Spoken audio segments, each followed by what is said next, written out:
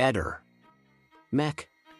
Pallister. Nel pomeriggio di domenica 30 giugno, un uomo di 45 anni è precipitato dal balcone di un appartamento situato al primo piano di via dei Papaveri 20, a Opicina. L'uomo, identificato con le iniziali AN, è attualmente ricoverato in condizioni critiche presso l'ospedale di Cattinara. Secondo le ricostruzioni, la caduta ha comportato un volo di circa 5 metri, ma la dinamica dell'incidente resta ancora incerta. Non è stato chiarito se si tratti di un tentato suicidio, di una caduta accidentale o di un possibile atto intenzionale da parte di terzi. Quest'ultima ipotesi appare plausibile, considerando che, secondo le informazioni disponibili, al momento dell'incidente era in corso una lite tra l'uomo e la sua compagna. Inizialmente, il 45enne è stato ritrovato seduto a terra. Successivamente, si è alzato e, apparentemente in stato confusionale o intontito, ha fatto alcuni passi autonomamente. Poco dopo, l'uomo è stato soccorso dal personale del 118, che lo ha trasportato in ambulanza. Durante il tragitto, le sue condizioni sono peggiorate improvvisamente, rendendo necessaria l'intubazione e il trasferimento urgente al pronto soccorso dell'ospedale di Cattinara. Attualmente, i carabinieri stanno conducendo le indagini sull'accaduto e hanno già trasmesso un'informativa alla Procura della Repubblica di Trieste. La compagna dell'uomo è stata posta in stato di fermo ed è stato aperto un fascicolo per tentato omicidio.